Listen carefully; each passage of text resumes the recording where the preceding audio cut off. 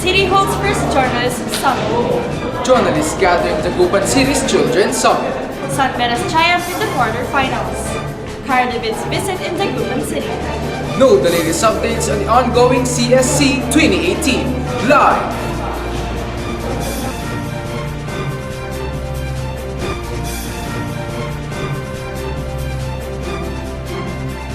Live from the MGTV News Center, this is News Up to Date. Good afternoon, Philippines. We are here to deliver the latest updates of the hour. Journalism-centered summit attended by thousands in Dagupan City. Here's Isa Bigkas for the report. The inclusion of public and private schools generated an attendance of about 30,000 participants, filling up the CSI Stadia. The event, being held from January 29 to 31, features a theme empowering millennials for nation building through campus journalism. Acclaimed journalists from different news channels in the Philippines gathered at this event to promote campus journalism within Dagupeños. Activities reminiscent of the press conference competitions include journalism exercises like editorial writing, photojournalism, feature writing, script writing and radio broadcasting, script writing and TV newscasting, collaborative desktop publishing, copy reading, and headline writing. The summit will be concluded by the awarding to be conducted in the Jimmy L. Fernandez Center at the third day of this event. This is Isa Bigkas for News Up to Date.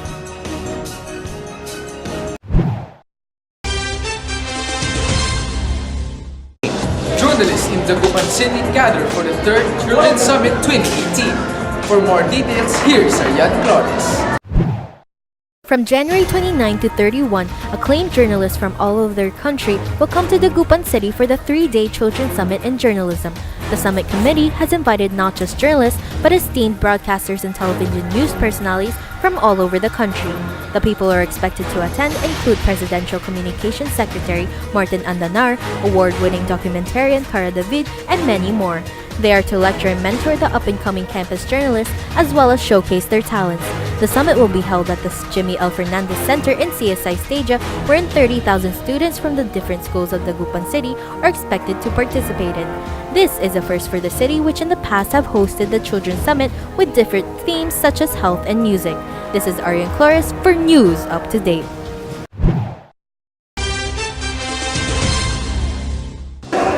San Beda rises on the quarterfinals, passing through the Sebastian Ladies Tags on the 93rd season of the Women's Volleyball Tournament. Here's Juan Mendoza for the report. San Beda Lady Red Spikers sweeps through their quarterfinals match and penetrates into the semifinals after their triumph over the San Sebastian Lady Stags for the NCAA Women's Volleyball Tournament at the Phil Oil Flying V Center last Tuesday. Team MVP Cheska Rakraki unleashed an impressive 20-point contribution to their victory. The Lady Red Spikers are currently on the roll with a 7-1 record following the Arellano University, who defeated them last Friday. This is Juan Mendoza for News Up to Date.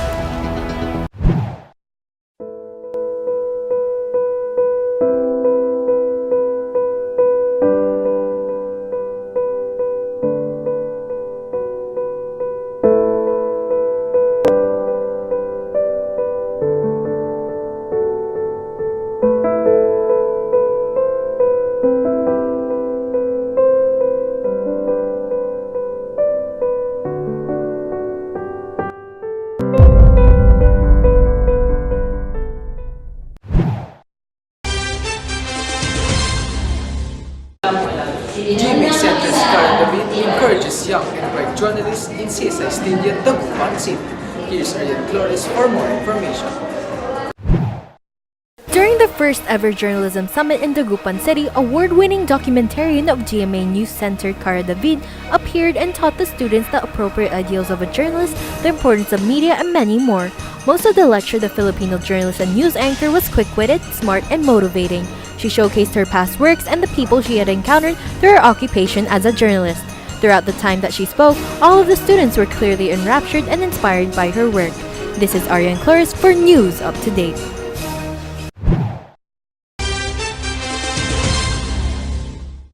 students from the various schools of Dagupan City battled out in this year's CSC 2018. Live from CSI Stadium, here's Von Mendoza. Yes, so it's indeed a wonderful day here in Dagupan City. Well, I'm here live at Jimmy L. Fernandez Center's CSI Stadium Local District for the 3rd Children's Summit, headed by City Mayor Belen Fernandez. So as you can see here right now, the stadium is already filling up with our excited campus journalists as well as their respective coaches. For more of the details, listen up, here's my report. The Dagupan City government, in cooperation with the Department of Education, holds the 3rd Children's Summit here in the Jimmy L. Fernandez Stadium. The annual event with the theme, Empowering the Millennials for Nation Building Through Campus Journalism, will not only feature the skills of young Dagupeños, but also the presence of nationally acclaimed journalists like Cara David. The event is open to all students in elementary and secondary level in both public and private institutions and will be wrapping up this Wednesday, January 31. Not only will the students be receiving medals, but gift certificates and cash are also up for grab. This is Von Mendoza for News Up to Date. Deo? Von, and those are the latest stories of the hour. Seeking out justice, Speaking out the truth, I am Deo Cornista, and I am Charlize Serrano. and this has been News Up to Date.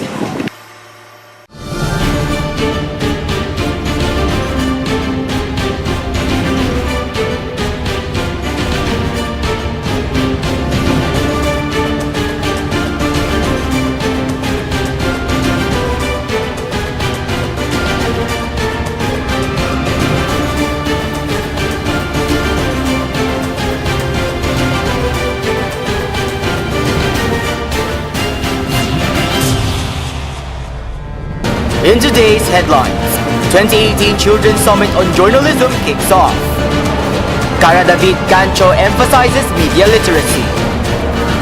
Mayor Belen Fernandez supports Journalism Summit. Dagupan City pen pushers hone their journalistic skills.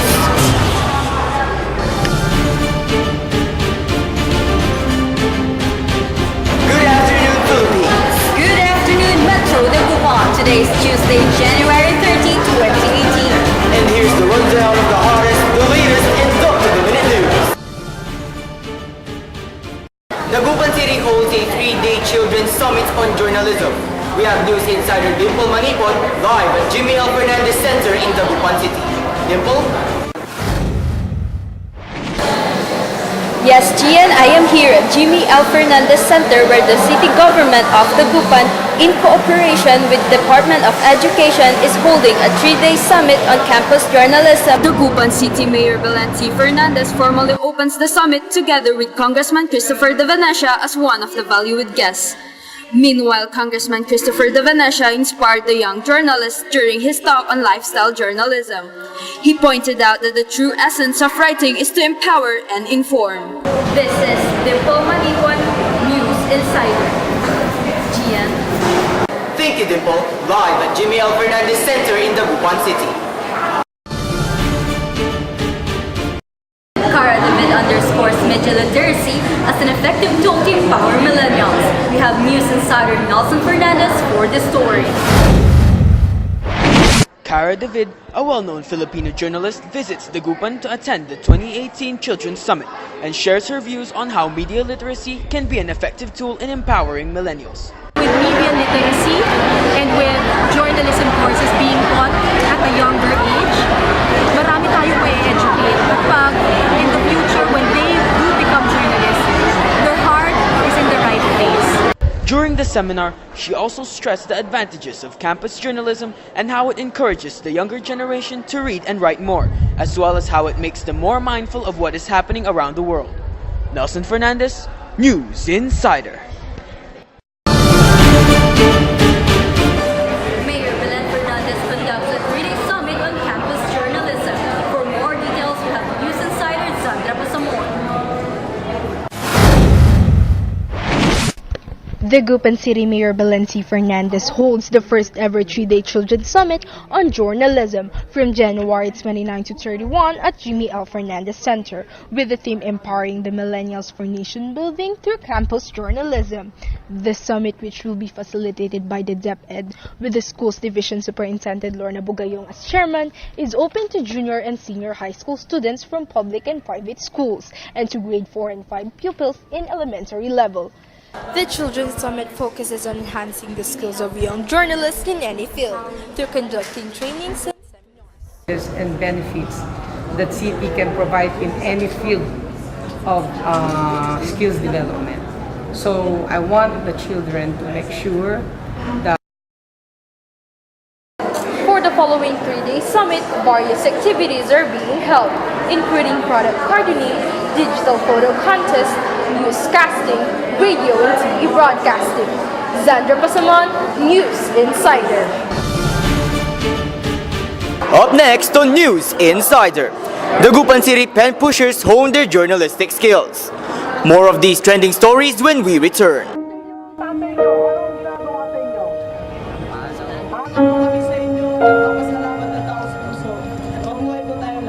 Press freedom. This is political in nature, and you can. I am a campus journalist, and I hold this voice. To empower the youth is my duty, not a choice. But this responsibility is not. There is power in unity. There is impact in our lives.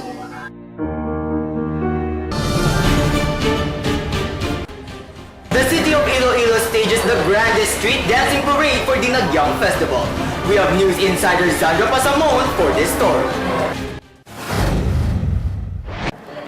Over 1,000 campus journalists from the Gupan City honed their journalistic skills as they joined the Children's Summit on Journalism. With the rampant spreading of fake news, campus journalists are encouraged to empower the millennials for nation building through campus journalism and play an active part in the society. Among these journalists is the Gupan City's young city mayor and campus journalist Jillian Fernandez, who presses that sharing important information will inspire others to write as well. Because by writing and sharing our thoughts about important matters in the country, more people and more children or people my age will know about what are happening. And in this way, they will become inspired to also write about. The summit trains campus journalists to become the bearers of the light of truth. Through this skill development, everyone can take the lead towards freedom, equality, and fairness.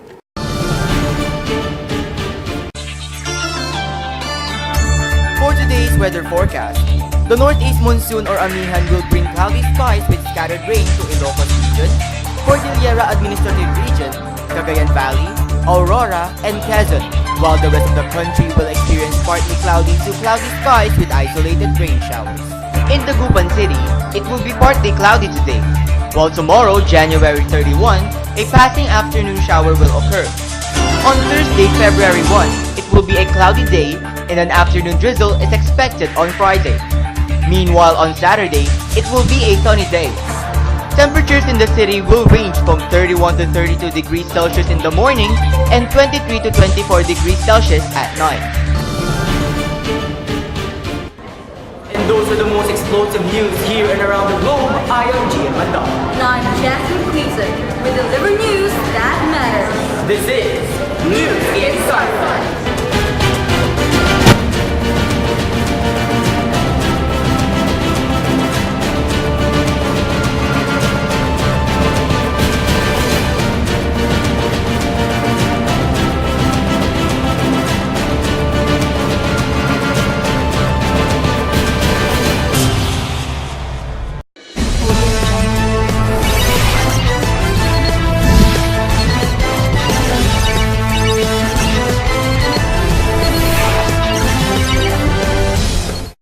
The Gupan City held its third Children's Summit. Reports death of another Dengvaxia victim. Mayon volcano implosive eruption in Pens. Danger zone expanded.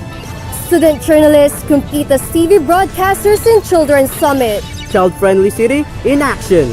Nothing can hide from behind the sky. Goodness of the hottest and the latest news of the day. News with the speed of light. News delivered with no bias. We're at the heart of the story. We're live day and night. I am Benedict Quijano. And I am Ella Caverio. This is Eagle's Eye View.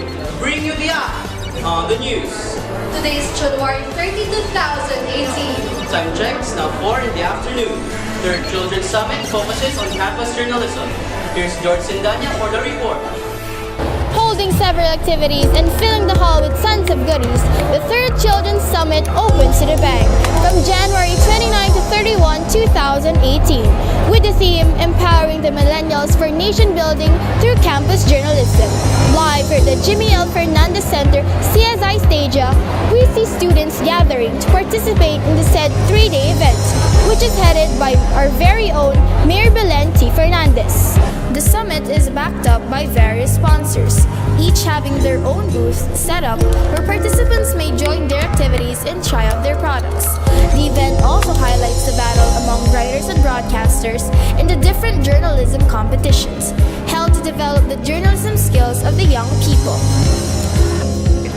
So basically, yung mga shinare ko kanina, that still stands. Find your voice. I encourage everybody to find your voice. Winners of the different competitions will be awarded with medals and gift packs during the closing program on January 31, 2018. This is George Sindanya giving you the eye on the news. Thank you, George. According to the reports of the Department of Health, another 5 children vaccinated with Imvaxia died, increasing the death toll of controversial anti-dengue vaccine to 26. Health Secretary Francisco Duque III, however, stated that experts could not yet determine whether the deaths were indeed caused by dengue vaccine. Duque said the clinic trial started sometime June 2011, and it's supposed to be a 6-year study for the phase 3 clinical trial period. They started giving the Imvaxia as early 2016. Well, the finding of the dengue came out after they concluded the phase 3 in September 2017. The PBOK sworn disaster risk reduction and local government officials praised for the exposed corruption of Mayon volcano for the coming days. The PBOK sworn in came as Mayon spewed a huge column of ash at 12:45 p.m. last Monday, blanketing large areas to the west side of the volcano's flank and causing zero visibilities on some areas. According to the Philippine Red Cross, exposure to falling ash may cause health problems such as respiratory illness, eye irritation, and minor skin problems. As of now, authorities are still monitoring the activities of Mayon volcano. Stay tuned, we'll be back after a few minutes. This is Eagle's Eye View.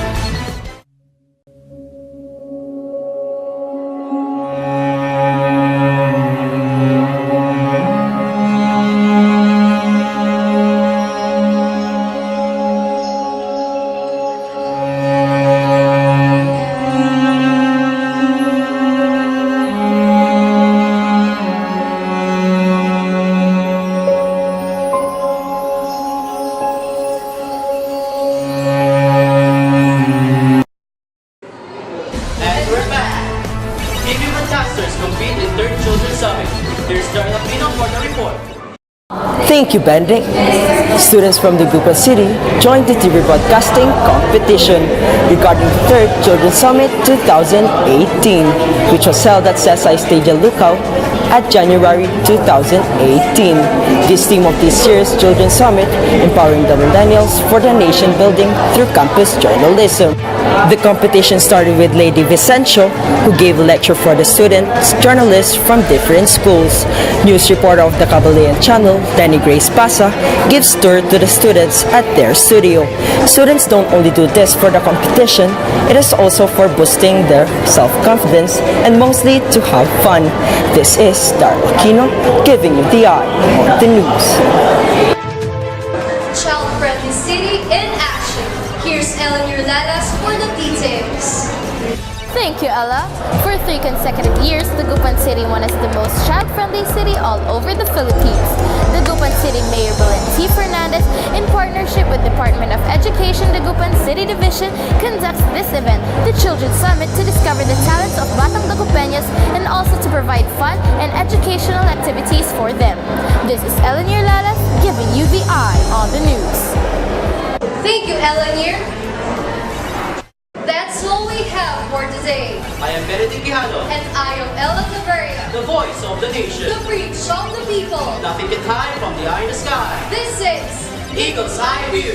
Bring to the eye on the news.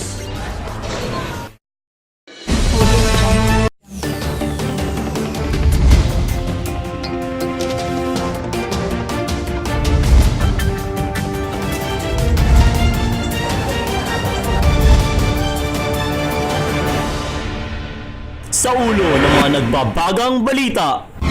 Journalism Summit dinaluhan ng mga patikang mamamahayag. Mayor Belen nagsagawa ng isang summit para sa mga batang journalist. Isang PWD nakipagtagisan sa galing sa larangan ng news writing. Magandang hapon, Pilipinas! Magandang hapon, Dagupan! Atin ang pasadahan ang mga tampok at may init na balita. Dinaluhan ng mga mag-aaral ang kauna-unahang Journalism Summit sa Dagupan City. Para sa karagdagang detalye, live na magbabalita si Leslie Calma. Leslie? Yes, Kristen, mga campus journalists sa Dagupan City nagtipon-tipon sa pagsisimula ng 3rd Children's Summit on Journalism. Nagpasiklaban ang mga batang journalist ng kanilang galing at talento sa larangan ng pamamahayag gaya ng editorial writing, TV and radio broadcasting, and script writing at iba pa. Bahagi ng summit na ito ay ang pagtalakay tungkol sa pamamahayag ng ilang batihang journalist na sina Cara David, Maurice Zumali at ng keynote speaker na si Congressman Christopher De Venecia. Inihikayat ko rin yung mga kabataan na pumasok sa media talaga. Supportahan natin yung mass media kasi alam ko ngayon mas convenient na or mas madali yung Facebook na lang tayo. Tema ng Journalism Summit ngayong taon ay Empowering the Millennials for Nation Building Through Campus Journalism. Sa pamamagitan nito, mas napapalawig ang kamalayan ng mga kabataan sa larangan ng jurnalismo. Leslie Calma, Sentro Balita Ngayon.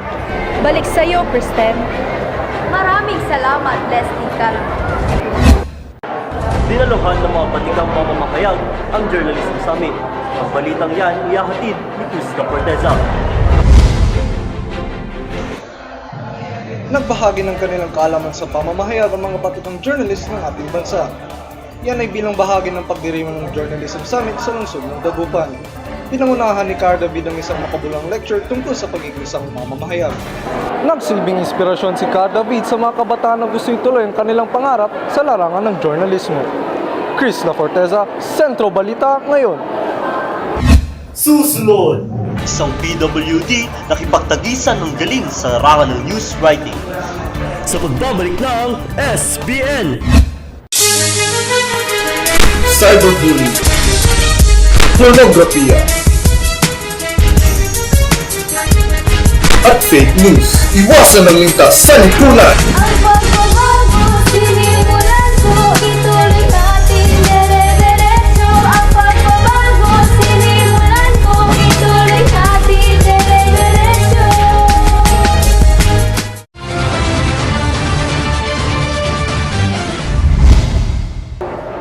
Naglunsad ng isang summit para sa mga batang journalist ang alkalde ng Dagupan City.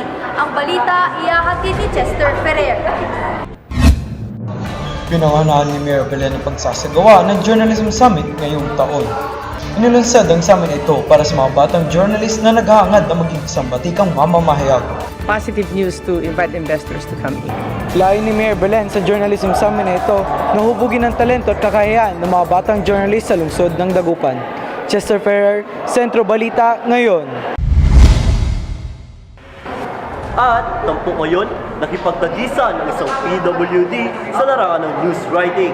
Ang detalye iyahatid ni Leslie Calma.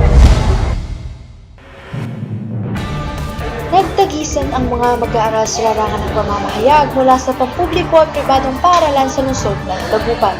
Isa si Nicole na isang PWD sa mga sumabak sa news writing. Ang goal ko is mas ma-enhance ang pagsusulat ko. Bagamat ganito ang kanyang kalagayan ay hindi naging hadlang kay Nicole Mayandok upang abutin ang kanyang pangarap. Leslie Calma, Sentro Balita Ngayon. Nanguna si James Harden sa laban kontra Suns. Ang balita ihahatid ni Chris La Forteza. Pinaunahan ng Houston guard na si James Harden ang pagdomina sa Phoenix Suns. Nagtapos si Harden na may 27 points, 10 rebounds at 8 assists. Sa ikatlong yugto ng laro ay tumabla pang laban sa score na 62. Ngunit huli ng lahat nang makuha ng Rockets ang kanilang ritmo sa paglalaro. Sa huli, nanalong Rockets ang nagtapos ang laban sa score na 113-102. Chris La Forteza, Sentro Balita ngayon. At yan po ang pinakasariwang balita na aming nakalap. Ito ang sentro ng impormasyon saan man ang lokasyon. At sentro ng katotohanan na walang sawang ihahatid ang balitang dapat inyong malaman. Kami po ang inyong mga kasentro, Kristen Bacani. At Jomel Navarro, ito ang SBN Sentro Balita ngayon.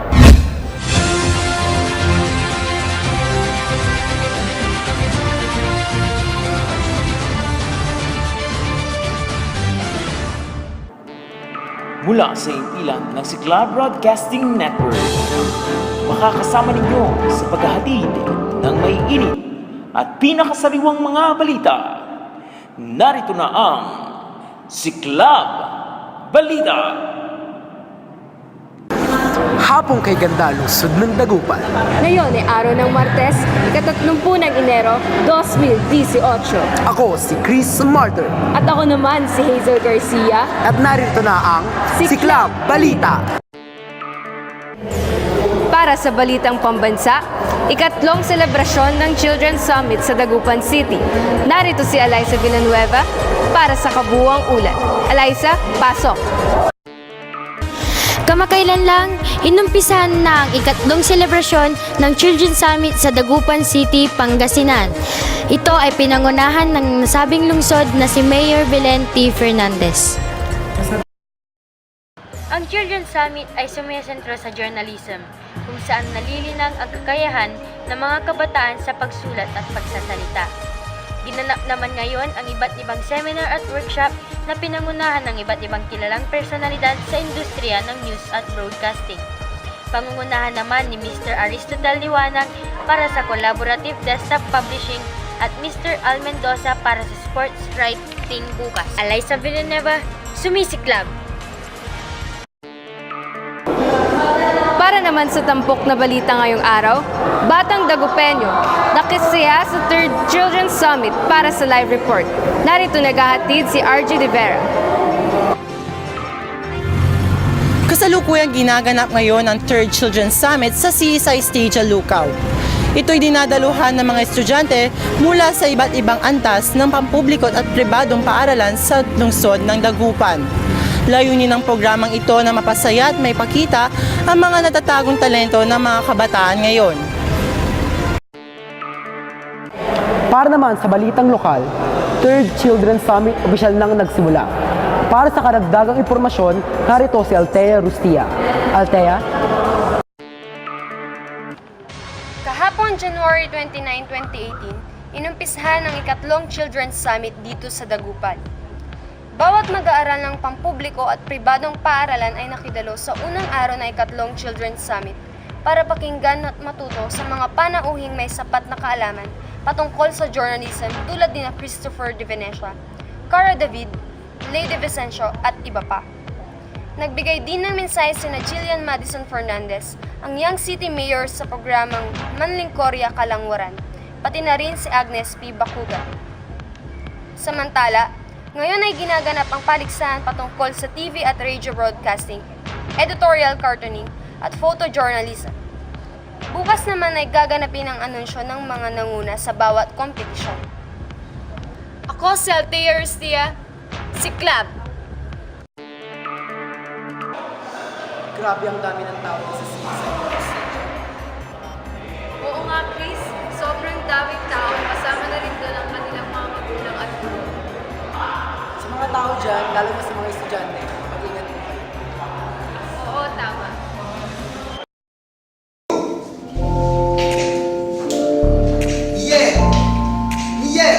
Hoy, tigilan mo na yan. Halika, makinig ka. Buksan mo ang iyong tenga. Huwag nang uulit pa. Alang sigarilyo dapat ay iwasan. Nang di na komplikado ang iyong kalusugan. Sabi ko naman sa'yo, yan ay masamang bisyo. Pagkatapos mo subukan, masisira ang buhay mo.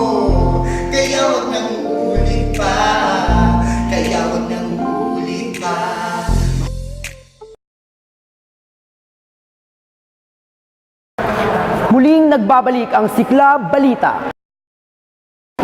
Lahar, dulot ng bulkang Mayon, rumagasa na.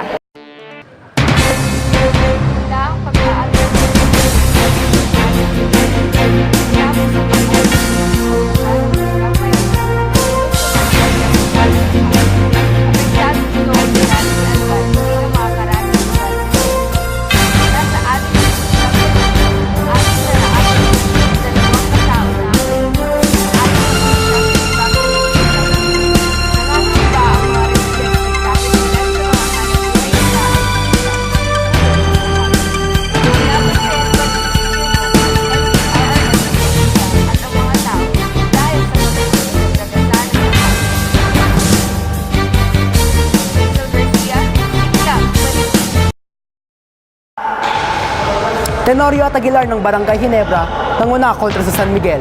Narito ang aking ulat. Bawat isa kilala Eli Tenorio at Japet Aguilar ng Barangay Ginebra ay nakapagtala ng 23 puntos at kanilang pinangunahan ang kanilang pagtala. Sa puntos sa 100, siyam na laban sa San Miguel, pirman noong linggo sa Araneta. Samantala, ang 17 sa kabuuang 100 na puntos ng Barangay Ginebra ay galing kay Jerry Cruz, habang si Raymond Aguilar ay nakapagtala ng 16 na puntos noong simulan ng laro. Sumisiklab, Chris Martin.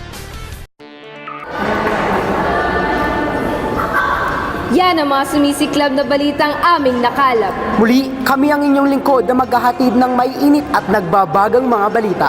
Ako si Chris Martin. At ako naman si Hazel Garcia, kasama sina Alyssa Villanueva, RG De Vera at Althea Rastia. Halina't sumiklab, Pilipinas. Ito ang Siklab Balita.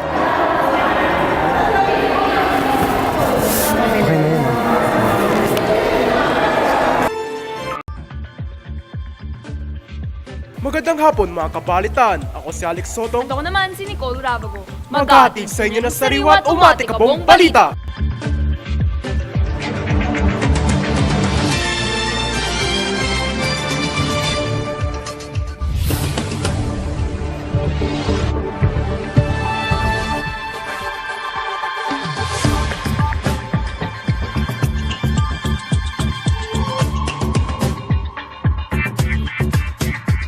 Ikatlong Children's Summit ginaganap sa CSI Stadium.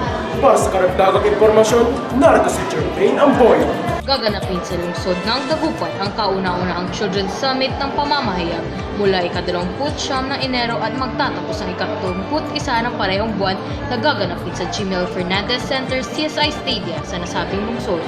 Ang nasabing summit ay may temang Empowering the Millennials for Nation Building through Campus Journalism. Ang nasabing summit ay inorganisa ng DepEd ng School Divisions Superintendent Lorna Bugayong bilang chairman. Ito ay bukas sa mga junior at senior high school mula pampubliko at pampribadong paaralan, kasama din ang ika-4 hanggang ika-5 baitang ng elementarya ng nasabing lungsod. Iniimbitahan ng mga mahuhusay na mamamahayag at personalidad ng bansa upang magbigay ng kanilang panayam tungkol sa summit. Ilan sa mga ito ay sina Cara David, Presidential Communications Secretary Martin Andanar at Director Florinda Princess Duque. Jermaine Amboya para sa Ronda Balita. Children's Summit 2018 dinalang estudyante sa lungsod ng Dagupan. Para sa karagdagang detalye, narito si Daphne Jacinto. Sa Stage Barangay Lucaw, Dagupan City, inaganap ang Children's Summit on Journalism na magtatagal mula January 29 to 31, 2018.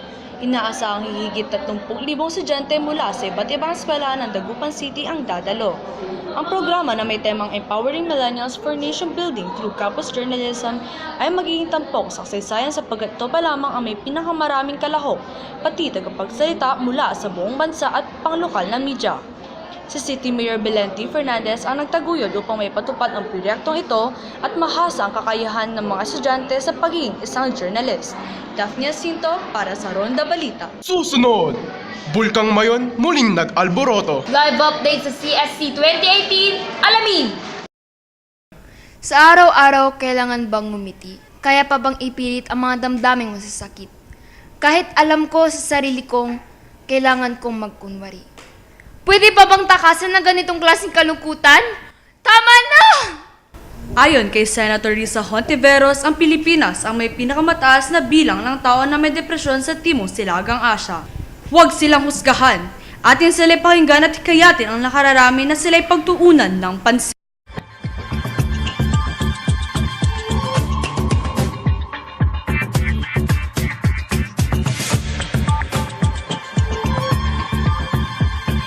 Nagbibigay babala ng PHIVOLCS sapagkat ang alert level ng bulkang Mayon ay umabot na sa ika-4 na ikalawang pinakamataas na antas. Ang taas ng abon na ibinuga ng bulkan ay sumapit ng 10 kilometro. Sinabayan pa ito ng peligrosong pagdaloy ng napakainit ng mga bato, buhangin at tabog.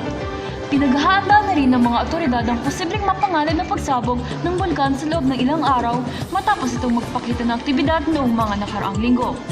Suspended na ng pamahalang lokal ng Albay ang mga paaralan sa lahat ng antas ng papubliko at pribadong paaralan dahil sa banta ng ashfall rito. Ayon sa direktor ng PHIVOLCS na si Renato Solidum, ang uri ng pagsabog nito ay maaaring may enfriado magmatic pagkat bukod sa magma, nagpapalabas din ito ng mainit na singaw ng bulkan. Dayan Prado, nagbabalita. Live updates ng CSC 2018, alamin! Para sa iba pang mga detalye, si Dayan Prado magbabalita live! Dayan? Salamat, Alan. Nandito ka ngayon sa CSI Stadium Lucao kung saan ang mga estudyante mula sa pampubliko at pribadong paaralan ay nagtitipon para sa ikatlong Children's Summit sa pamamahiya na pinangungunahan ng DepEd at ang City Government ng Dagupan. Para sa karagdagang impormasyon, narito ang mabuang detalye. Gobyerno ng Siyudad ng Dagupan kasapi ang DepEd ay muling magkakaroon ng ikatlong Children's Summit dito sa Jimel Fernandez Media, Barangay Lucao. Sa okasyong ito, ang ibinigay na tema ay Empowering the Millennials for Nation Building through Campus Journalism. Ayon sa alkalde ng Dagupan na si Mayor Belen Fernandez, kaya ito ay pinatupad ay upang mahasa lalo ang mga kabataan sa pamamahayag pagkat ang ating lungsod ay tinaguriang sentro ng media sa Pangasinan. Sila rin ay mag-iimbita ng lokal at nasyonal na tagapagsalita upang magbahagi ng kanilang naranasan at magbigay ng mga payo sa mga kabataan ukol sa kanilang propesyon. Ito ay magwawakas sa katapusan ng Enero na nagtagal ng 3 araw. Dayan Prado, nag-uulat. At yan ang mga balitang amin nakalap sa 6 na minutong pagbabalita. Muli ako si Alex Soto. At ako naman si Nicole Tabaco. Ito ang Ronda Balita.